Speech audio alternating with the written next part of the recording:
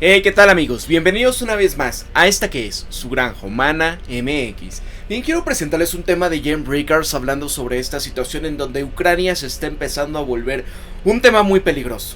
Y es que para él, mucha gente parece que ya se está olvidando del tema de la intervención en Ucrania y dice que es un grave error. Rusia sí está derrotando lento pero constantemente a Ucrania. Ya se está volviendo esto cada vez más obvio para todos, a excepción para los más acérrimos antirrusos. Y esto está llevando ya a la desaparición de los círculos de la élite occidentales decididos a detener a Rusia de alguna forma u otra.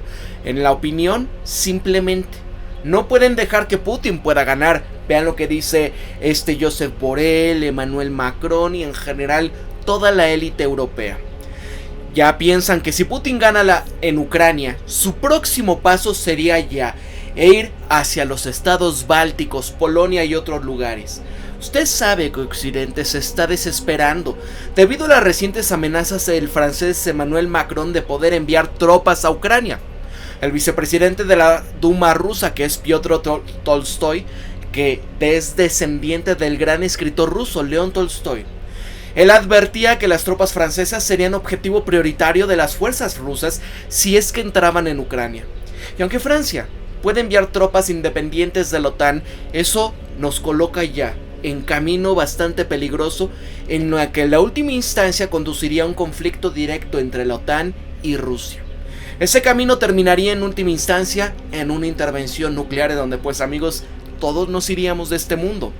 Tolstoy añadía que es necesario que solamente 2 minutos para poder rociar democráticamente París con un instrumento nuclear. Y no es difícil imaginar lo rápido que puede empeorar la cosa si es que Francia decidiese enviar las tropas a Ucrania. ¿Qué viene con la escalada? Pues bueno, que mientras tanto, la OTAN están preparando ya el envío de los cazas F-16 a Ucrania. Recuerden que tienen capacidades nucleares, pueden llevar los Tomahawk o este otro instrumento que tiene la capacidad de deslizarse varias millas todavía a la distancia para llevar una ojiva nuclear. Los aeródromos en Ucrania son altamente vulnerables a este ataque ruso, especialmente porque las defensas aéreas en Ucrania están bastante agotadas en estos momentos y porque la fuerza aérea rusa se está volviendo cada vez más activa en Ucrania. Pero si la OTAN permite que los cazas F-16 tengan una base en sus propias bases aéreas, bueno, ya Putin les advirtió que esos aeródromos se iban a convertir en objetivos legítimos si es que se lanzan ataques contra las fuerzas rusas desde aquellos aeródromos. Dígase Ramstein en Alemania, por ejemplo. Y por cierto, Rusia tiene misiles hipersónicos que la OTAN no tiene en capacidad práctica para poder derribarlos. Por lo que este tipo de ataques probablemente pueden tener éxito y que por supuesto la OTAN tendría que tomar una represalia del mismo modo. ¿Puedes imaginar a dónde puede conducir todo esto? Porque ya estamos en la escalera de esta escalada y cuando más alto llegues, más cara podrá ser el retroceso. Y lo advertía desde el comienzo de la guerra. Toda noción de que Rusia plantea alguna amenaza existencial para la OTAN Europa ha sido absurda, porque Putin no tiene nada que ganar y mucho que perder en ese contexto. En primer lugar, la teoría de que Putin invadiría otros países si es que le gana a Ucrania es una tontería. El ejército de Rusia carece de los hombres y el material para poder ocupar Ucrania y al mismo tiempo poder invadir otros países, ¿no? En el contexto que digas, se quieren quedar en Kiev, quieren quedar en toda aquella parte donde no hay mayoría rusa, donde obviamente estarían a expensas de lo que pudiese ser un bad hombre, entre comillas, ¿no? Y eso es imposible. Y ojo, esa no es la Unión Soviética con sus enormes ejércitos de tanques y el punto de arrastre de Europa Occidental. El comunismo soviético hace mucho que se fue de este mundo, por lo que no existe ninguna base ideológica para que Rusia pueda invadir Europa. Hoy en día Rusia ya es una nación cristiana ortodoxa conservadora, pero lo más importante es que Putin no tiene ningún incentivo para poder intervenir ninguna de estas naciones, que son miembros de la OTAN, y así que, ¿qué tienen ellos? ¿Que él quiere? porque todo lo que haría sería activar el artículo 5 de la Carta de la OTAN, que estipula que cualquier ataque contra cualquier miembro es un ataque contra todos, y esto invita a la respuesta masiva de la OTAN. Bajo ese concepto, esto es una vía rápida hacia la intervención nuclear, y claro que Putin es plenamente consciente de ello. A los que infunden miedo les gusta señalar lo que Putin dijo alguna vez en un discurso, que decía, mira, ¿quién no extraña a la Unión Soviética? No tiene corazón. Bueno, lo tomaron como prueba de que lo que quiere es recrear a la Unión Soviética, pero convenientemente omitieron lo que dijo a continuación: quien quiera recuperarlo no tiene cerebro, porque pienses lo que pienses de él, definitivamente que tiene cerebro y no tiene ninguna intención de restaurar a la Unión Soviética. No se trata solamente de meras intenciones, pero como cualquier gran potencia, Rusia tiene intereses. Ucrania siempre ha sido un interés estratégico vital para Rusia. Y es que Rusia no va a tolerar que Ucrania se una a una alianza de la OTAN que es hostil a Rusia, donde los críticos han dicho que Ucrania es una nación libre e independiente que puede unirse a la OTAN si es que así lo desea. Pero Rusia no tiene voz y voto en ese asunto, a pesar de que Ucrania tiene una frontera con Rusia. Supongamos, ¿no?, que nunca oyeron hablar de la doctrina Monroe, ¿no? Esta donde Estados Unidos es América para los americanos, nos ve como su patio trasero, hace golpes de estado a cada momento que no le conviene, que no haya un personaje corrupto, borracho, etcétera, al frente de una nación latinoamericana, ¿no? Como el caso de Milei, el caso Felipe Calderón, todos conocemos. Bueno, básicamente Estados Unidos ha declarado que todo el hemisferio occidental es su propio dominio. Pero una gran potencia como lo es Rusia no va a poder opinar en su propio patio trasero. Bueno, los críticos también han dicho que la idea de que la OTAN invada Rusia es ridícula. Esto es simplemente una paranoia rusa. Esto es cierto porque la OTAN en realidad no va a invadir Rusia. Pero no son solamente las intenciones las que cuentan en el mundo de la geopolítica, sino las capacidades.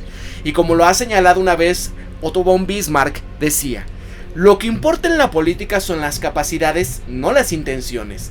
Las intenciones cambian, las capacidades permanecen. Y dada la larga historia de invasiones de Rusia, no es difícil imaginar por qué pudiese parecer un poco paranoico ante las amenazas exteriores. Si tú miras un mapa, partes de Ucrania están en realidad al este de Moscú. Ustedes nada más vean, por ejemplo, ahí el área del Donbass está al este de Moscú. Ustedes vean toda esa situación. Ahora, ¿Estados Unidos al caso va a mantener esta guerra? Por supuesto. Ucrania no puede seguir luchando sin la ayuda de los Estados Unidos. La Casa Blanca de Biden quiere darle $60,000 millones en nuevo dinero para Ucrania para poder luchar en esta intervención. Y esto se suma a varios cientos de miles de millones de dólares que ya se han proporcionado. Por supuesto, el verano pasado. Pero desde entonces se ha estancado en el Senado y en la Cámara de los Representantes. La Cámara había aprobado un proyecto de ley separado para poder ayudar también a Israel en el otoño pasado. El Senado se negó a aceptarlo porque quiere vincular esa ayuda a dinero para Ucrania.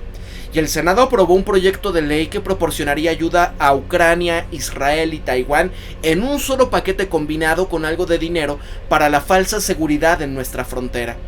Ese proyecto de ley fue tan impopular que ni siquiera fue aprobado por el Senado. Luego la Cámara insistió en aprobar asignaciones periódicas antes de considerar a Ucrania. Este proceso se completaba el día 23 de marzo, pero ahora el Congreso se está encontrando en un receso de Pascua de 2 semanas, por lo que no se sucederá nada más hasta mediados de este abril. Nadie ha respondido siquiera a la pregunta más importante: ¿qué va a hacer Ucrania con ese dinero? Porque no van a poder comprar proyectiles de artillería de 155 milímetros que tanto les urge, porque los arsenales occidentales están vacíos, porque las fábricas no están equipadas para fabricar más que un puñado de estas, y que se necesitan años para poder ampliar esta capacidad de fabricación. Tú puedes entrar a una tienda con tu billetera llena de billetes de $100, pero si los estantes están vacíos no te va a servir de nada. Los productos simplemente no van a aparecer. Y mientras tanto Rusia ya ha destruido, inutilizado, derribado armas maravillosas de Occidente, como el caso de los tanques, los misiles de crucero, vehículos blindados de transporte de personal, artillería guiada por precisión como el HIMARS o las baterías antimisiles. Así que esta guerra en Ucrania no ha sido una buena publicidad para las armas occidentales. ¿Qué viene con esta situación de la caída? Bueno, para poder repetir lo que dije antes, Ucrania está perdiendo gravemente en esta guerra. Rusia está avanzando en los frentes del sur y el este de Ucrania, y aún así persiste la presión sobre este presidente de la Cámara de Representantes, Mike Johnson, para poder que él haga algo. Los belicistas republicanos del Senado, como el señor Lindsey Graham, Johnny Ernst, no cejaron. Muchos republicanos de la Cámara, como el caso de Chip Roy o Marjorie Taylor Greene, se han opuesto a Johnson en ese sentido. Increíblemente, Johnson puede responder a la presión con una solución, pero que una aprobación total no pudiese ser. Pueden respaldar esfuerzos para poder robar $300 mil millones en activos del Banco Central ruso de forma de títulos del Tesoro en Estados Unidos. Que esto obviamente sería lo peor que le puede pasar a Estados Unidos, porque destruiría la confianza en el dólar estadounidense y los títulos del Tesoro estadounidense y el Estado de Derecho de Estados Unidos. Rusia recuperaría rápidamente la pérdida incautada de $300 mil millones o más en activos occidentales que aún se encuentran en Rusia, y nadie en el Congreso parece entender nada de esto. Y acá, si siguen adelante, las consecuencias económicas serían bastante malas, pero si esta guerra no termina pronto, en última instancia, pudiésemos estar ante una lluvia radioactiva nuclear. Entonces, amigos, esto nos deja con otra parte importante en donde, ¿por qué Estados Unidos necesita Ucrania como un territorio de amortiguación antirruso? ¿No? Según el Kremlin, bueno, un alto funcionario del Kremlin había acusado a Estados Unidos y a los socios de la OTAN de intentar convertir Ucrania esencialmente en una enorme zona de amortiguación para poder separar a Rusia de Europa. Y el secretario del Consejo de Seguridad ruso, Nikolai Patrushev, dijo en una entrevista ante los medios estatales este martes que el objetivo de desmilitarizar Ucrania seguía siendo una prioridad en la agenda de operaciones militares especiales del país, también enfatizando que cumplir con este objetivo es crucial, puesto que Estados Unidos lo que necesita Ucrania es como territorio antirruso. Y Estados Unidos y la OTAN alimentan planes para poder mantener a Ucrania, o al menos parte de ella, como un territorio antirruso totalmente controlado por ellos, y también centrado en servir a los intereses del bloque del Atlántico Norte, decía Patrushev. Además, ha acusado esta alianza militar del Atlántico Norte que de facto es una parte de este conflicto con Ucrania. La OTAN toma decisiones colectivas sobre nuevas entregas de armas con capacidades técnicas superiores y de mayor alcance. Patrushev ha descrito además a la OTAN de que están entrenando mercenarios, saboteadores para operaciones antirrusas, y donde las acusaciones que llegaron en momentos en que el Kremlin ya está investigando los posibles vínculos entre Ucrania o Estados Unidos por el ataque de lo que pasó el 22 de marzo en el ayuntamiento de Korkus, que dejó al menos 140 personas inocentes que se fueron de este mundo, y también heridos y lesionados. Además, casi a diario ha continuado el tema de los ataques transfronterizos con drones desde Ucrania, dirigidos principalmente hacia las infraestructuras de energía, como el caso de las refinerías, pero también a los asentamientos civiles o a las zonas urbanas concurridas. En esta situación, los objetivos de desmilitarizar Ucrania van a ocupar un lugar destacado en la agenda, subrayaba este alto funcionario de seguridad de Rusia, diciendo en la entrevista que la militarización de Ucrania por parte de Occidente había comenzado en serio después de estos golpes de estado en febrero de 2014. También señalaba que la expansión de la OTAN en Europa del Este ya fue intensa, especialmente desde el 2004.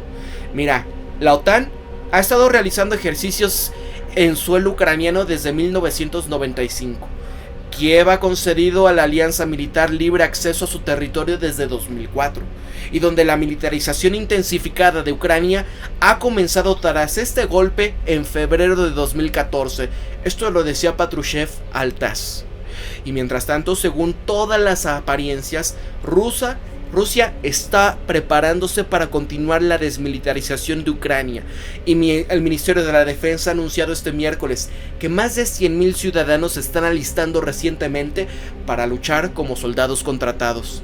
Durante la última semana y media de estos puntos de reclutamiento se han producido un aumento significativo del número de personas interesadas en poder firmar un contrato con el Ministerio de la Defensa de Rusia para participar en esta operación militar especial, decía ya el ministerio.